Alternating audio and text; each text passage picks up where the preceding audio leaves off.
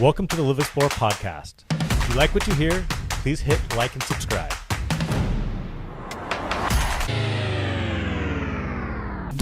Back to our guest today for our very second podcast for Beer Golf Girl Travels. We've got Dave McLean from Admiral Malting out in Alameda, who has a further history back than that, but we're going to start with there. And Alex Whitehurst, who is the head brewer over at the new Henhouse West County Pub in Fairfax, California, in Marin County. Pretty exciting. That is about to open, right? Just opened. It did just open. Yeah, just opened last week. Very cool. Mm-hmm. So exciting. And then how long have you been with Henhouse? I've been with Henhouse for a little over 3 years. Okay. Almost 3.5. Learning your craft there. But you also went to UC Davis as well as David. Seems like we both did, yes. So alumni of the UC Davis, what are the Brewmaster program? They call it the Master Brewers program. Master Brewers program. Yeah. That's cool. So when did you go when Michael Lewis was still teaching? I did, yeah. How fun was that? It was great. I mean, I didn't. And Charlie? So I was there before Charlie. Wow. It was still just Lewis. Okay. And it was the 93-94 school year. Wow. At that time, it went the whole school year. I think it has since become condensed. Yeah, when I was there in 2013, and yeah, it was 5 months, 6 months, just all day, every day. Yeah, I think they realized that it was hard to get people to give up. The people that had already been out of college come back and give up a whole school year. Right. So plus the cost. they found a way to make it all very condensed. Yeah. Yeah, need to give you some time to make some money to pay for the program as well. Right. Well, I've actually got a Henhouse, their newest beer, in my hand right now.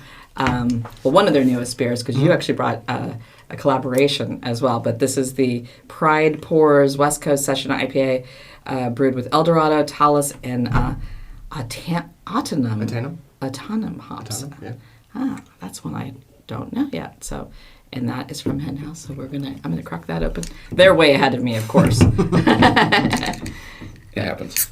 Yeah, let's see if I beer in front of me. Break a nail on air. There we go. All right, you gotta love that sound. Cheers. Yeah, sure. Cheers. Thank you for joining me and coming down in San Francisco traffic. And did you come down from Fairfax or Petaluma? I was in Fairfax today, but I live in Petaluma, so I just walked. You're on your way home. Yeah. Nice. Yeah. That is super tasty. All right. Good. So the reason why we have a Henhouse guy and an Admiral Malting guy is you guys are doing something pretty exciting together. So Admiral Malting, let's do a little quick history there. So you actually were at Magnolia Brewing. You founded Magnolia Brewing in the Haight-Ashbury. Super freaking cool place. Awesome. And then you and Ron Silberstein from Thirsty Bear started Admiral Malting. And what year was that? That was like 5 years ago now? Yeah, 2017.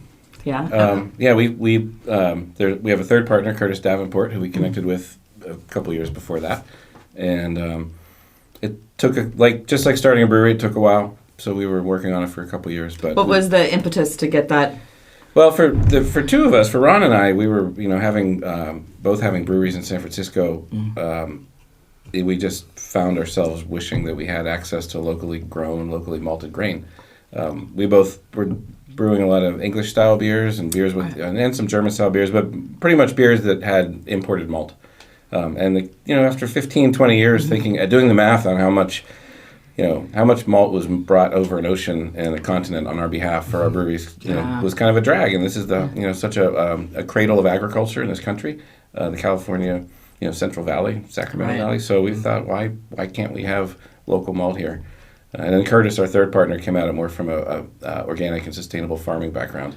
Thirsty Bear was all organic. The beers were all organic, right? Yeah. So that Ron was doing also. Yeah, and then I remember all your British style beers you were doing at Magnolia. And they were all made with Maris Otter malt, which is an amazing malt, but it is from many thousands of miles away. Yeah. It's quite a ways. Yeah. Yeah. So that was smart, just in time when the gas prices went up and a pandemic started. So that was smart, actually, that you guys started that. It was a mixed bag. Pandemic was a mixed bag. Actually, right. In some ways, it's kind of interesting because everybody else was having shipping issues, but then here you guys had started something that was right here. That That was so that to take off from that. the big picture version of that was a great lesson in why one should support local and make sure their supply chains are as local as they can and as resilient as they can, because people couldn't get their overseas malt. We had many people calling, they couldn't get their German malt or their British malt. Containers were in the wrong parts of the world, right? Yeah. They were having trouble just... Or in one spot and not going anywhere. Right, not going anywhere. So, yeah, we had a lot of inquiries during that time. We just couldn't take advantage of it because we were already at capacity. We had hit pause because of the pandemic on our expansion. And so then we were kind of caught unable to kind of scoop up the extra business that would have come from all those people that couldn't get their imported malt. So we didn't benefit as much as we could have, but I think it was a great lesson. And this is why we should have more, tighter, shorter supply chains for things like malt, hops, what have you. Well, and I would imagine that wouldn't subside after things got released again and it got easier to get their grain. I would imagine that people were still calling to try and be as local as possible. Yeah, I think some people took that as a lesson and maybe rethought some of their sourcing. So it did help us in the long run. Nice. We just weren't able to capture all of that at that time. Yeah. But yeah, I think it set some wheels in motion for, hopefully that helps all craft maltsters and other local regional beer suppliers. And the relationships also, your closer relationships, like, are in a tighter circle. You're getting to do more face-to-face. You can go. Do you ever go out to, chew some malt out of, and taste definitely. it? And how cool is that, It's great. I mean, being able to be face-to-face with a maltster and going and actually, like, checking out the process and looking at and tasting the raw materials, it's awesome to just drive, a couple hours and... Yeah, I mean, in my time at Magnolia, I wish there had been an Admiral to go to like that, and and even upstream from that, a bigger part of our whole vision is to connect brewers and distillers with the farmers too. So right, that's right, because you're doing for distilling as well too. Yeah, but we didn't. I don't think anybody from Henhouse made it, but this time. But we invited as many brewers as we could get to come out to one of our farmers' fields a few weeks ago. Oh, fun. I was trying to get to that, and it just production in Fairfax was a bit much. I'm sure that's true for most. We got 20 or 30 folks that turned out, and it was great. And for almost all of them, it was the first time they had set foot in a field of barley. Just like for that is pretty great. When we were starting Admiral, that was the first time I set foot in a field of barley. And so, as a brewer that works with this, the main agricultural ingredient in beer. I think I saw people have like those epiphany moments in the fields, they'd be like, "Holy shit! I'm standing in a field of barley," And so like that's like to be able to, and not just standing in a field of barley, but also talking to two of the farmers, the father-son farm duo, being able to just talk to them and hear what their struggles are like, hear how they approach growing malting barley. Like to be able to connect brewers and farmers is pretty cool. Yeah, and that's a perspective. Back to the relationships, it's certainly like a perspective that you don't generally get, and I'm sure that they were pretty stoked to have the brewers there as well. Like, I imagine that without that direct connection, you're just kind of like making this product and then sending it away, and then other people are doing other things with it, and you don't really like. Yeah, sure. Especially grain. Grain is often a commodity. It just gets scooped up by Right. Yeah. And I'm going to guess there might have been a few beers tested in the field that came from the grain. Some of the so brewers. How often does that come back to them, right? Those our farmer. Full circle. Certainly. Bob and his son Stephen got to drink beers made with made from barley that they grew. And so they also kind of had an epiphany moment where they got to enjoy like the final output of what they did. That's so really yeah, cool. that's awesome. That's super cool. And then, so I'd actually been over to the facility, Admiral Malting. There's also a pub there called The Rake, which I've been to, of course, the one in the Rake pub in England. There's a great Rake Brewer pub. Market. Yes. I also love that pub. I love that pub. We felt a little bad about using that name, but it is one of the most iconic tools that a maltster uses, or floor maltster uses. Yeah. That's how you turn the malt on the floor. You rake it. So I think Mike and Richard would think it's super cool. They would probably. I think so. I think so too. I think it was all meant out of respect. Yeah. No. But it's iconic. It's one of the only. We think it may be the only pub in the world that looks out over a malting floor or a malting facility of any kind. And I'm on Facebook a lot. I haven't seen anybody else post. I'm always pictures happy to like be that. proven wrong, but as far as we Sure, can yeah. tell, Yeah, I don't think haven't there's seen- another one. No, so. I haven't seen. I would have seen it. I probably would have seen it. So that really brings malting to the public too, which is Right. something where the public in the beer world doesn't really interact with malt much or hear much about malt. It's a hop-driven beer culture right now. Right. And And I love malt. I love malty beers. That's why I love the British beers, like and just rich and the smell when you walk into the the floor malt facility there, depending on what's happening. Different smells from the grain, whether it's roasting or where it's on the floor and they're going around with the rake. It's hard to explain, but I will put some pictures up because I do have some great pictures of you and the facility and people pulling through. This show probably won't be as much of a geek alert as I had for the live broadcast show where people were sitting in the cars or, they might have been at work and they didn't know about malting, but I believe this is the first floor I thought it was the first floor malting company, new one set in America since the 40s, but I think you had a better way of looking at it. well, yeah, I think so. We're part of a craft malting movement, right? And there are now over 50 craft maltsters in the U.S. and I think over 65 if you include Canada. And there were some folks that got started before us that have done some floor malting or do floor malting. So I think the statement we're comfortable saying is that we're certainly the first floor malting in California since Prohibition. And that'll. I mean, look at all of our breweries. How incredible is that? That's great. Yeah, we're the state with the most number of craft breweries in the country, and yet so far only one maltster. Well, cheers to that. There is room for more. Yes. Sure. Well, and considering how many vehicles we have on the road, gas and emissions and things like that, this is, that would be bringing stuff from other places is kind of nice that we're still, you're keeping it within the state. How many breweries do you think approximately are using your malt now? We've definitely sold to over 350 or 400. Now, they don't all buy consistently or regularly. Right. Some do, and then some buy more for seasonal beers or certain, just they have a beer in mind that they always like to make with our malt. But Which comes to why you're here. yes. But, that alone would be more than a third of the breweries in California That's that pretty have cool. at least one spot or malt. So that, all around, not only is it helping the breweries and the carbon footprint and family farmers and local farmers. I mean, there's so many aspects to this and, fresh beer. Well, I think that's the greatest segue into a Henhouse conversation here because Henhouse is famous for its commitment to freshness on the beer Certainly, side. yeah. And, fresh My favorite beer as fresh as festivals. possible. Right, and one of the things that none of us realized even when we were starting Admiral is the difference that freshly kilned malt makes. Certainly. We didn't know because it was never advertised to us as brewers, and it was never talked about because it wasn't possible to get freshly kilned malt because we were getting malt from far away. So Yeah, shipping from other countries. yeah, so we had our minds blown, like the smell of malt coming out of the kiln, right? It goes into the bag, and even just even days or weeks later, cutting up in a bag, and like the smell when it hits hot water in the mash tun. It's That's great. there's a freshly kilned set of flavors and aromas that are unmatchable. And it's just like coffee roasting, where they're volatile heat-derived compounds that are finite and they go away with time. They just dissipate. And the closer to when that malt was kilned, you use it, the more you capture and retain some of that freshly kilned flavor and aroma in the beer. So, to work with somebody like Henhouse is cool because they're all about freshness on the output side with the beer. But Certainly, yeah. You guys definitely walk the talk, like with the festival. Which is one of my favorite festivals, the beer festivals. They just had it. No beer is older than 7 days. 7 days, yeah.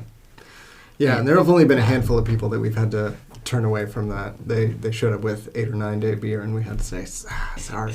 Yeah. Maybe next time. Rules are rules. Yeah. So let's talk about like the collaboration that you guys are doing, and then I want to talk about a little bit about Outside Lands because you're curating the upcoming Outside Lands. But I believe the beer is part of that you guys are doing together. So tell us about what Henhouse and Admiral Malting are doing, and the West County Pub. Sure. Yeah. So it's being brewed there tomorrow, actually. Cool. And we're making a California Common, and it's 100% Admiral Malt, and Also known as a steam beer, right? yes, yeah, also known as Sea Beer.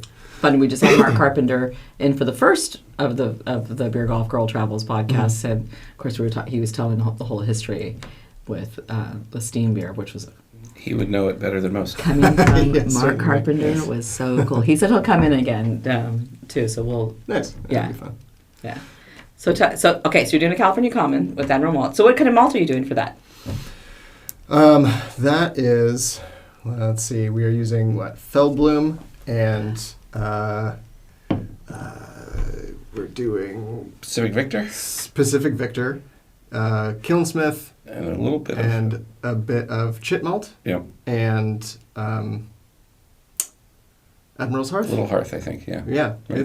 it's a pretty wide array of That's a nice cross section of our malts. yeah, of all things Admiral. Yeah. So there's actually a few names there I haven't even heard before. So are you actually coming up with some of your own malt styles or malt? I don't know. Yeah, well, I mean that's I heard of Admiral Hearth. Is that we make 14 different malts at the moment. That's I guess in the beginning it was still maybe only 10, and then we've added a few over the last 5 years. But yeah, I mean we're the way it works is we're taking in a couple different varieties of barley from the farms, and then we can turn those into any number of malt styles, right? So one particular variety might end up becoming Admiral Pils, our Pilsner malt, and maybe Gallagher's Best, our British influence, kind of Maris Otter influence pale ale malt, okay. and then we the so-called higher kiln malts that get a little more temperature in the kiln, that are commonly known as Vienna malts and Munich malts. Our Pacific Victor is our version of a Vienna malt. Our okay. Admiral's Hearth is our darker of our two Munich style malts. So yeah, we make a range of malts out of the same barleys. Yes. Well, it kind of depends on what the end product you want to be. Yeah, that's if there's a recipe in malting, it's the kiln profile, right? So we Kind steep. of like with coffee. Yeah, you steep the grain and germinate it, and that process is fairly consistent from malt style to malt style. And then once it goes into the kiln, that's kind of where a recipe is applied by manipulating time, temperature, and humidity to coax out a range of flavor, color, and aroma. Amazing. So now, are you actually helping with brewing with this as well? I mean, because you're a brewer as well as a maltster. I'm gonna come by and try not to be in the way. You're starting tomorrow. Yeah, That's yeah, right. we're doing it Have tomorrow fun. morning. Yeah. So today, Classic collab where stand in the corner until it's time to throw a bucket of hops in and Yeah. take a photo. Take a Take photo. social media, right? Hang out. I've done that a few times myself. Or like, Yeah. here's a picture of me raking out Yes. and mucking it out. Oh, right. There's Yeah. making the visiting collaborator grain out is often a thing. So I might. I mean, that is certainly a job to do there for sure. So then, when's that beer going to be ready? And what is the? I shouldn't say it's not what's the purpose, but like what's the premise of this collaboration? It's going to be ready. It's going to be released at Outside Lands. Okay, so it is for the Outside Lands. Then. Yeah, I'm okay, making it specifically cool. for that. And if you don't know what Outside Lands is an incredible, huge. People think of it as a music festival. Of course, I think of it as a beer and food festival as well. It happens to have music. Yeah, Chocolate. many Yeah, things. there's music around. There's like seven stages, I believe. 7 stages. I think if you include Maybe the more smaller now. ones, yeah. Yeah, Yeah. and comedy, and there used to be chocolate lands, but there's wine lands and beer lands, Oh, and yeah. the gastro magic where there's chefs, cooking and cutting up things while there's bands going, or all kinds of stuff. It's really really cool. Something for everybody. Yeah, Pretty much a feast for all the senses. yeah, Yeah. I mean it is, and it's in Golden Gate Park in San Francisco, which is beautiful. I mean, it's amazing. So you've been curating the beer list for Outside Lands for this great festival. I mean, I've seen Paul McCartney there, Metallica, Neil Young, Stevie Wonder, Tom Petty, Tom Morello, and then also discovered a bunch of new, smaller bands as well. So that's been a really, I would definitely, it's an all-day experience. Bring your comfortable shoes. Don't bring shoes you want to worry about ruining, and go have a. It's a fantastic festival Yeah, for it's sure. really cool. And I attended it every year before I got the gig of doing the beer for Beerland, so I know it as I would still be going even if I wasn't doing the beer thing because it's Yeah, that's fair. About 12 years you've been doing it now? Beerlands is now 12. It is 12. Yeah. Oh, well, okay. Okay. Actually, no. Well, it's 11, but I guess there have been 11 Beerlands. There was one year where there was no festival during COVID, Right. so it's minus 1 year for that. You always have the COVID math now. You have to subtract Right, a year right, two right. for The things. year that never happened. You're right, exactly. In the before times. Right. Right. But there were 4 years of Outside Lands before Beerlands came along. Yeah. And but yeah, I've been doing it the whole time.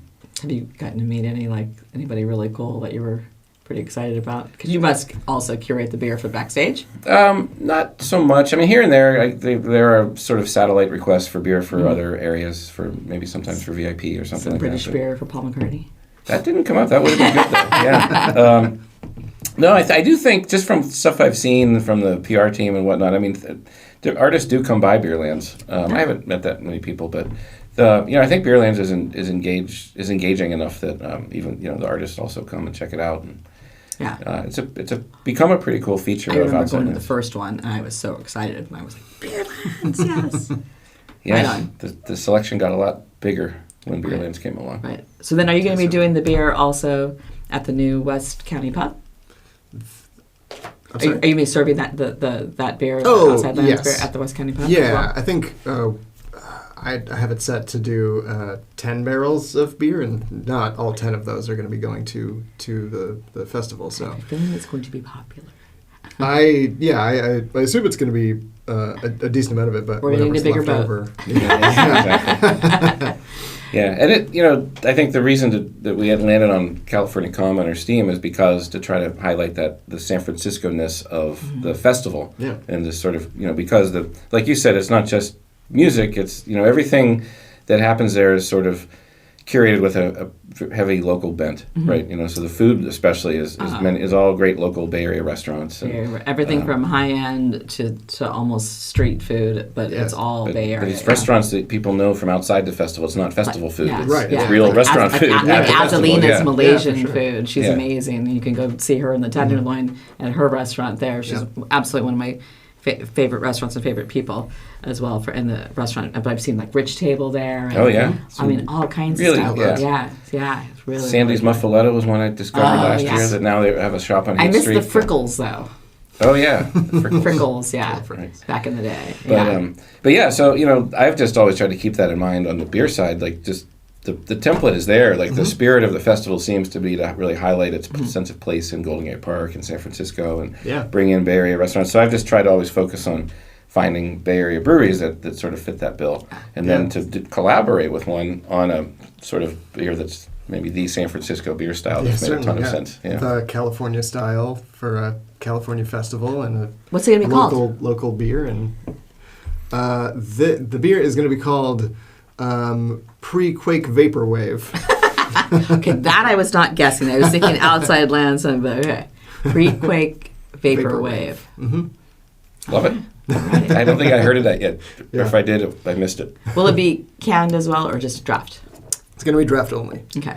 Yeah, it's one of the things about the pub is that we don't have any outside of kegging. There's no packaging there. Okay. So the only way to get it is by going there or by picking up a growler. But tell me if my understanding is wrong. All of your beers at the new West County pub that Henhouse is doing, it's in the old Iron Spring spot for those who don't know, It is, over in Fairfax, in Marin County, which is like on the way to like San Anselmo, right? You go through San Rafael, and then you just keep going deeper. Yeah, you just west. head west. Yeah, head west, exactly. Keep going up Sir Francis Drake. Yes. If you hit the ocean, you've gone too far. Turn around. You're going to be doing all Admiral Malt there for the most part? We're going to be doing a fair amount of Admiral Malt, yeah.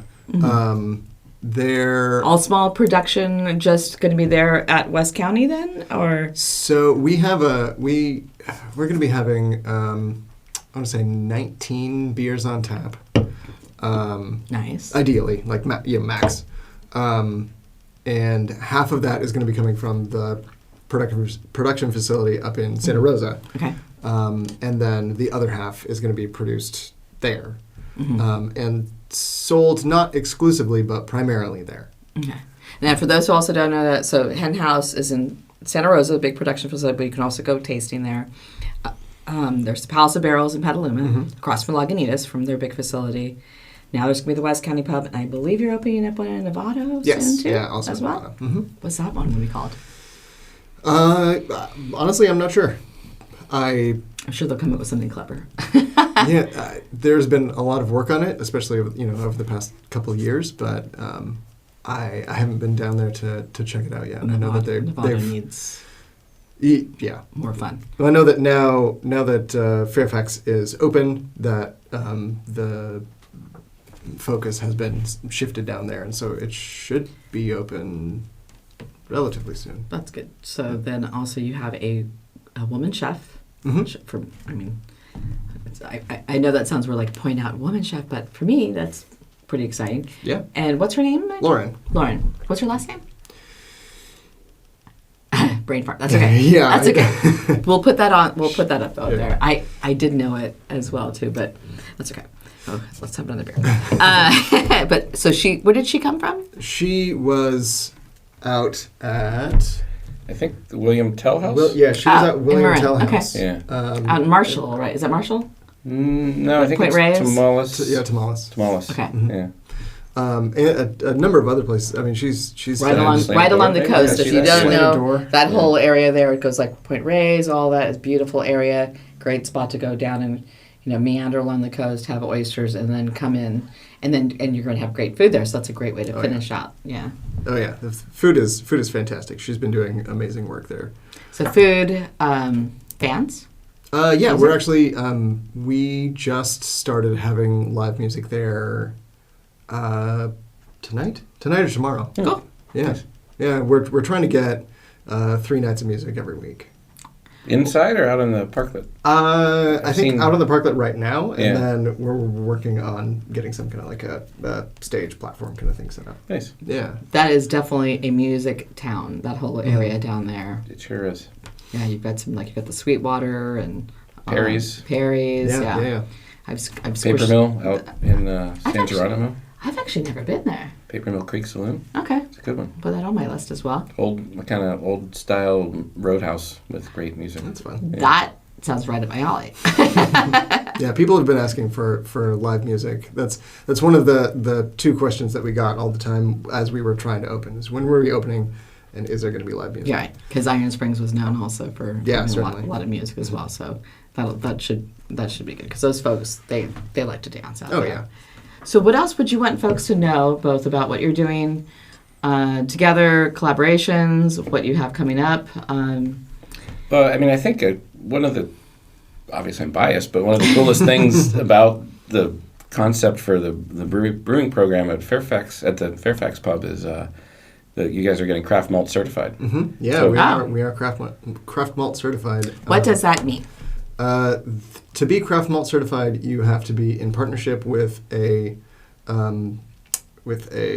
malt store in I forget what exactly it's called. Just like certified maltster. Yeah, a member. It's the craft malt There used to be certification. Napster, so now there's certified maltster. Well, maltster is one of those great old British words that I love, like cheesemonger, maltster, Yeah. Fishmonger. right? Oh, yeah. But so we have this national, nonprofit trade group that kind of like the Brewers Association for breweries, but for us it's the Craft Maltsters Guild.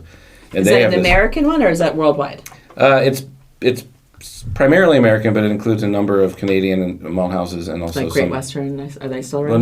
no, they are, but they're much too big to be Yeah. a part of Okay. the crowd. There's a size limit Okay. for the amount of annual malt. Size breweries. matters. Yes. Sorry. But, but there are worldwide members of the Craft Maltsters Guild, but it is, I believe, mostly American. But so they oversee this craft malt certification program, and that's to try to make it so that a brewery that supports craft malt can get a little more out of their support through more marketing and just being listed as and being recognized for supporting something like this. So there's an umbrella over it. When you go in. I mean, I guess there's distillers doing this as well. There are Yes, craft certainly. certified distilleries too. That everything on the list, you don't have to go. Is that is that craft? Is that craft? Is that small? Where's Well, that from? this- You know that yeah. it's all under an umbrella of some. It doesn't have to be. You don't have to use all. It doesn't have to be 100%. But you have to you have to commit to using a certain percentage of craft malt in your brewing program a year to get this certification. Yeah. And so it doesn't have to be every single. You can also get individual. This would be more for a packaging brewery that's sending their beer farther afield. But you can get individual beers craft malt certified, Right. and then a brewery can become craft malt certified brewery. Yeah. Yeah, so That's Fairfax is that is a craft malt certified brewery. So we're using a certain percentage that's just going to be coming from Admiral. And then at the facility in Santa Rosa, we have an individual brand, or I think we're working on a couple, but there's one, our oyster stout. It has Delicious. been primarily Admiral as far back as I can remember. Yeah. And so without even knowing it, that was craft malt certified. We just had to put in paperwork for it. Ooh, what type of malt are you doing in that? Just out of curiosity, because that you know that's Mark Carpenter, that was the head brewer for Anchor for so many years. That's like one of his top favorite beers in America. His favorite beer in the UK is Timothy Taylor Landlord. So I always bring him some of that back when I come back. That's But- one of my favorites also. Yeah, but he That's cool that the oyster stout is. Yeah, he loves the awesome. oyster stout. Yeah. So he actually mentioned it when we did. Nice. Yeah, Colin. So like, tell us a little. Actually, so let's go into Henhouse. Tell us a Okay. little bit about Henhouse. So we, like I just said, where your locations are. Colin McDonald, he's your brew master. He's For- the CFO, I believe, or C. He's a C. He's one of the C's. Yeah, Co-founder, right? Yeah, he's Co-founder. a co-founder. Yeah, so there were three co-founders initially, and there was Colin McDonald and Shane Gopel and.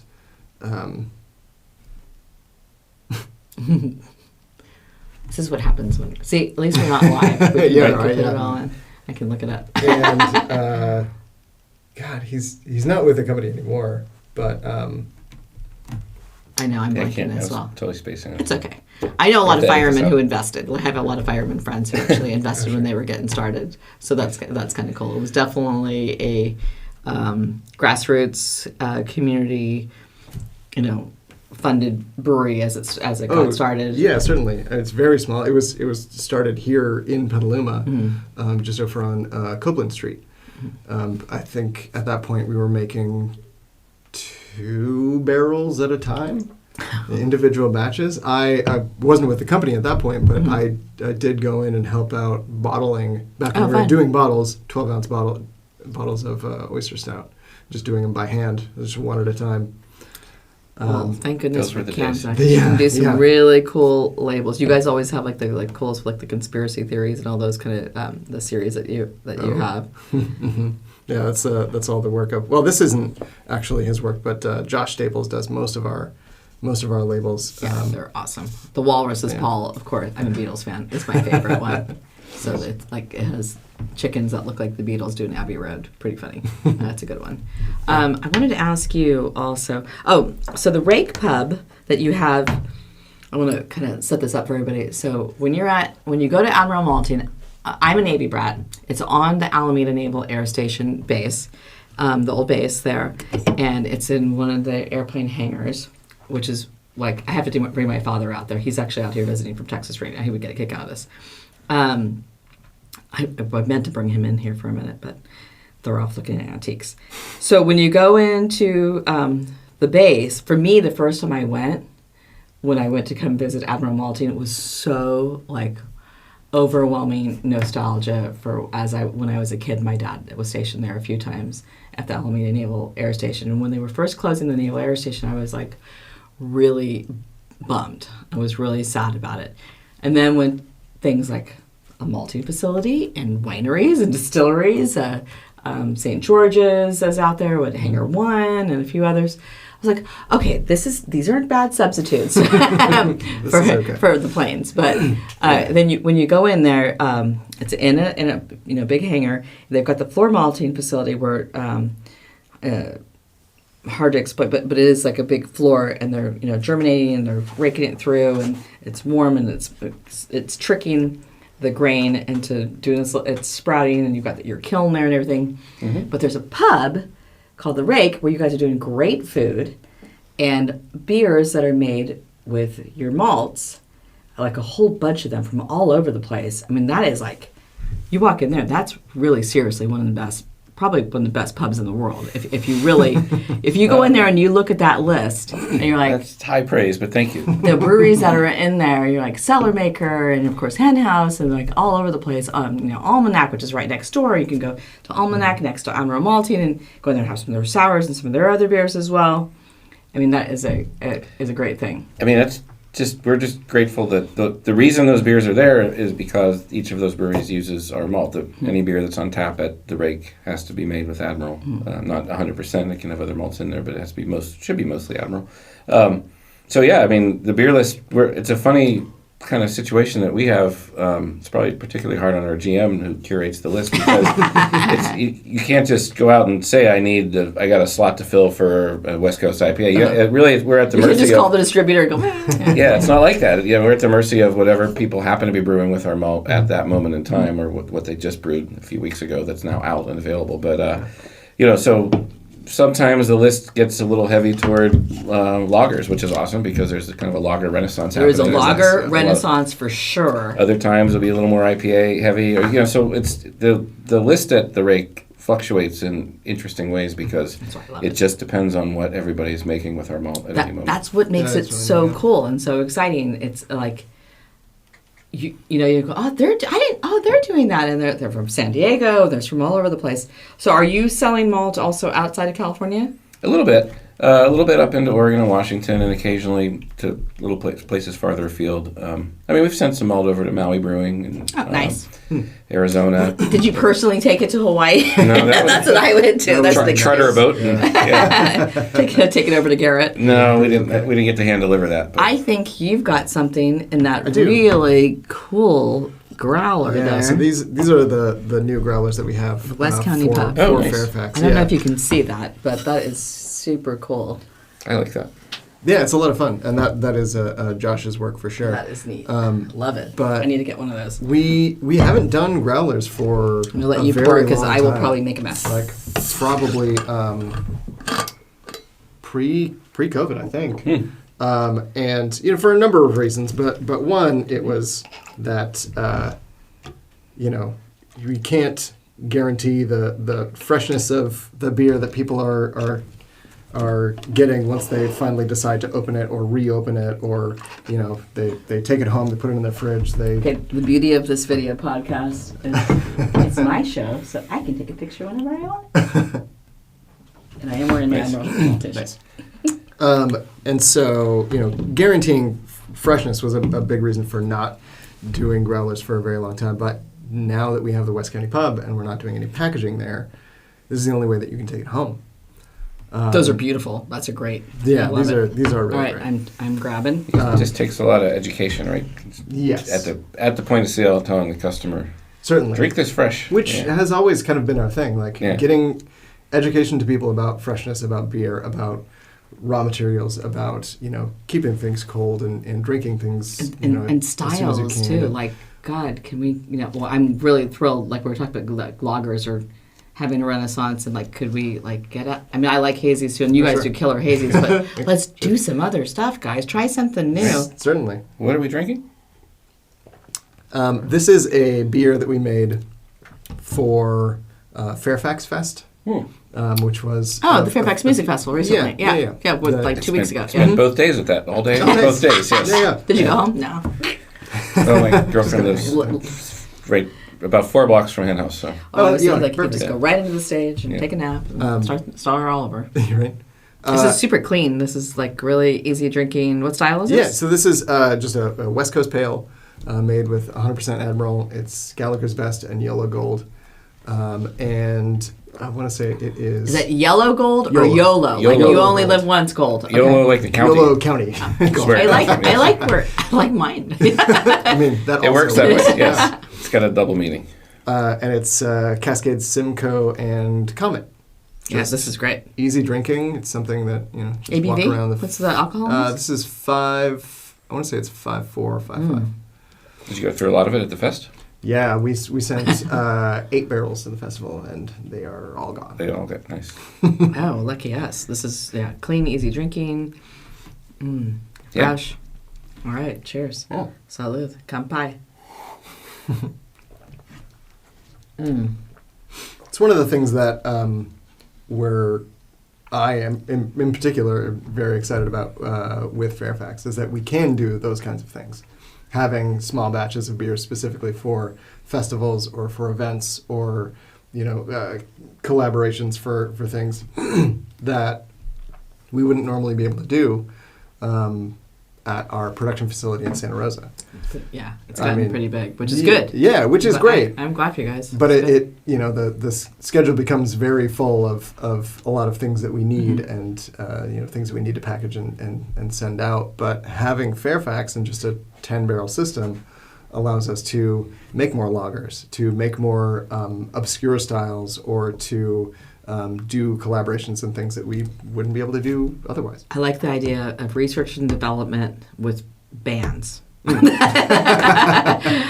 know you love music, or you wouldn't be doing the outside land. How did that happen? How did that start anyway? That you started doing carrying the outside lands? Because obviously, I know you. If anybody knows, Magnolia and Dave McLean, bit of a deadhead. Guilty as charged. Yeah. Love his music. I think Tara, like Tara Nurin, my friend from Forbes, she's also a deadhead. She lived in San Francisco for a little while because of that. And when she was younger, she lives in Jersey now. But you two were like kindred spirits right away. So how'd that happen? Well, it wasn't exactly my. Like I said, I've been going to Outside Land since the first one, and so big fan of the festival. Just kind of through friends of friends, I knew one of the folks at Superfly Presents, which is one of the two promoters that co-produces. It's Another Planet Entertainment and Superfly Presents. And those first couple of years, there wasn't much of there really wasn't a craft beer presence there, and I just kind of, I guess I was either in the right place at the right time or the wrong place at the wrong time. But isn't that a Dr. John song? Very well, yes, exactly. I asked a few times, when are we going to get some? This festival's amazing. When are we going? What would make it more amazing? It's craft beer. And so then finally, I think 4 years in, they were like, well, you've been bugging me for years about this. Why don't you do it? So it got handed to me, and I did it. Yeah. So I'll say right place at right time, because I'm really glad to have had this opportunity to do it. Good labor of love there. Yeah. It's like herding cats, because it's 28 breweries, and as how a many brewer did you start myself, with? we started with half that size. It started out over. Because I remember going to a little square. Yeah, it started out over originally by the one of the smaller meadows, by one of the smaller stages, and then a couple years in, it moved over to the back of the polo field, opposite the main stage, which puts it right at the crossroads there. That's kind of where people are coming from all of the other stages on their way, and so it catches people when they're going making their move from this. I got to go to this stage now to see this band, so they can always stop off and get a beer. But so it doubled a couple years in. And there's some strategery there, yes. But yeah, trying to coordinate, 2 beers from each brewery at that volume too. It's usually a big ask for a lot of tiny breweries, to be able to supply 12, 16, 18 kegs sometimes per style. And just trying to wrangle all that and trying to, How did they pick which beers go backstage? And how do I get in on that? That's above my pay grade. I've only been backstage there once, and that was when Neil Young was playing. Nice. That was a while ago. Yeah. It's great to have. There's great beverages throughout there. Winelands is amazing too, right? Winelands is I love Winelands. Amazing cider. They've got everything from super high end wines, and of course, like my friend Les Claypool and his wife Cheney, they have Claypool Cellars in there. Yeah, and the cocktail in more recent years they've amped up the cocktail program, magic. And so you have cocktail magic. Great bartenders from some of the best bars in the city, in the Bay Area. Trick Dog. And they're all coming up with kind of custom festival cocktails. So yeah, if you don't drink beer, you're still not going to go thirsty there. Right. Yeah. And then speaking of, actually, are you going to have other options as well? Are you going to have some ciders, wine? At the West County Pub? Mm-hmm. Yeah, we have wine. We have ciders. We're actually also working on sodas and seltzers. Craft ones then? or what? Or like doing your own, or like just curating, or? Well, there's been a push to make like house root beer for a while, and so that might be a thing. Sarsaparilla. There's also like seltzers. That's a thing that we've been talking about, trying to figure out a program for that. Yeah, it's funny because I curate the beverage list for Barrel Proof Lounge, the new comedy club in Santa Rosa, and which we sell a lot of stuff with Admiral Malting, like Old Casas, been a lot of Henhouse and as well. But I actually fought having hard kombucha, and I fought the seltzers, and they do well. Yeah, they do super well. Yeah. They do well. They do well, and I did a non-alcoholic list. Speaking of it, I mean, like, are people getting your malts for non-alcoholic beers yet? A couple breweries have. I mean, we might as well yeah. get good malt for it, right? Come on, guys. Yeah, no, we've sold malt to a couple of and including locally Barrel Brothers. Oh, They have a pretty extensive non-alcoholic line in addition to their and regular they line. just have their new pub that just opened up as well in Windsor. Right, yeah, so good for them. Yeah, so our Admiral Malt makes its way into some non-alcoholic beers too. I don't know about seltzers so much, but. Good. Well, when are you going to start pouring the spirits that are made with your? Is that in the works? That'd be interesting. We have spirits at the rake now that are made with our malt. You do? Yeah. Oh. We have about 8 to 10 whiskeys, and it's an ever-growing selection. Yes, I am definitely taking my father there. He's a sailor. It's because we're relatively young and new to this, and whiskey takes time. Yeah, so we're only now starting to see bottlings and releases from things that have been put into barrel a couple years ago, right? So I just wasn't sure with the licensing. Licensing wise, we're good. So we were just waiting for the product to show up.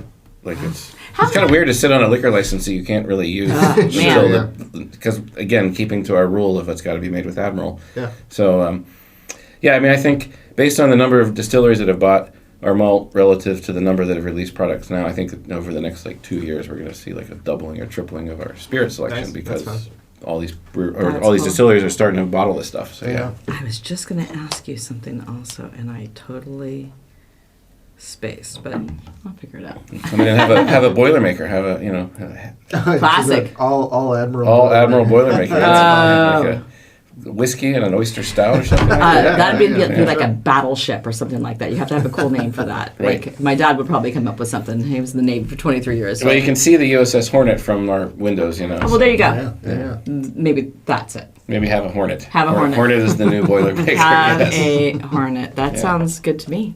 So Got a ring to it, yeah. Yeah. Well, you guys, I am so glad you guys came in, and I am honored that you. I mean, if you guys know beer, Dave McLean is a legend. I mean, you will be a legend, but he's already a legend. That just means I'm old.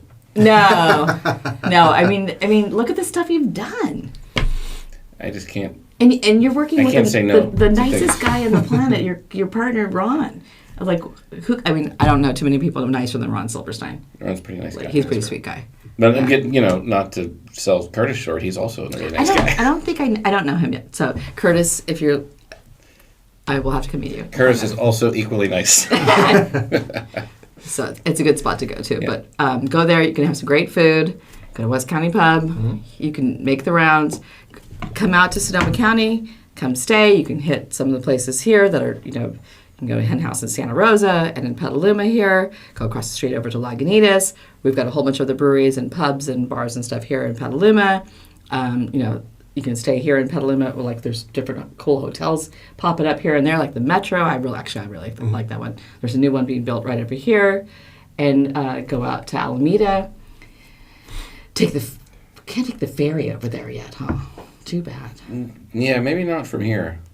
You can get there. I mean, there was already a ferry terminal on the other side of the island. There was only like a 25 minute walk probably, but they just moved it. They put a new ferry terminal closer to us. Oh. Right by the Hornet, actually. Oh, cool. And that's like a 10-minute walk. So you can go to Alameda, get some history, get a great beer, go get lunch, go over to Almanac, go over to Faction. Yep. Go to Faction for the sunset. I would have to say that has. They probably win as far as breweries go with views. Yeah, best view in America for I mean, you the can view. watch the sunset over the Golden Gate. Yeah, It's pretty and, good. and our friend hard Nicole to Arney's beat. doing, Yeah. quality control over there. You can go to Spirits, St. George's. St. George is there. Hanger One. Hanger One's leaving, but They are leaving, okay. yeah. And Rosenblum, I think, the winery They left too. just closed recently. Yeah. But there are a couple other wineries over there. And Alameda itself has a great, Park Street has some great restaurants and some bookstores and all kinds of stuff there to do. So anyway, well, we are done for this episode 2. I'm going to run out of fingers eventually, but let me know if you have any questions and what the kinds of topics you want to hear, and come on out. And you can get a hold of any of us by looking on our. I know people can go to websites, but to see up to date what's being poured, go to Henhouse. Is it henhousebrewery.com? AdmiralMaltings.com.